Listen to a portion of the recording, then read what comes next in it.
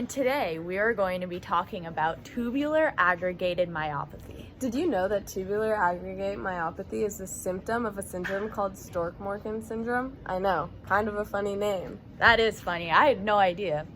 And a typical child is able to run around and live their life without muscle cramping and weakness. They are also able to walk, climb stairs, and can abduct and adduct their legs without a problem. That's super cool. This disease typically impacts children and adolescents and worsens over time, but it's possible for symptoms to only start occurring in adults. Signs and symptoms. Tubular aggregated myopathy is a disorder that affects the skeletal muscles, which are used for movement. This disorder begins during childhood and worsens over time, causing cramping, muscle pain, or weakness. It affects the lower limb muscles the most, causing people to have difficulty running, climbing stairs, and getting up from squatting position, which can lead to an unusual walking style called gait and joint deformities called contractures. That's super interesting. Yeah. Cause! Tubular aggregates may be formed because of genetic or functional variations, specifically mutations in the STIM1 gene, which is involved in controlling the entry of positively charged calcium ions into cells. The STIM1 gene mutation that causes tubular aggregate myopathy leads to a production of STIM1 protein that is constantly turned on, meaning it's continually stimulating calcium ion entry through CRAC channels, regardless of ion levels. Other unknown mutations may also be associated with tubular aggregate myopathy. These mutations affect the functions for muscle excitation, use of muscle, of the calcium regulation.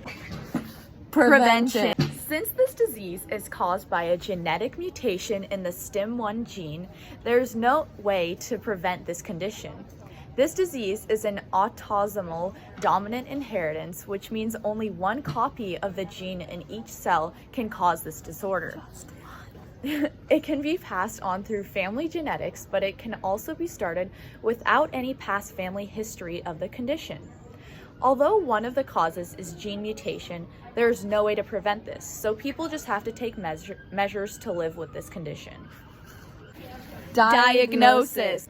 Because no specific genetic test is available to diagnose tubular aggregate myopathy, clinical and histological examinations, immunohistochemical, and histoenzymatic analyses of muscle biopsies, electron microscopy, and electromyography are performed for diagnosis. That's so interesting.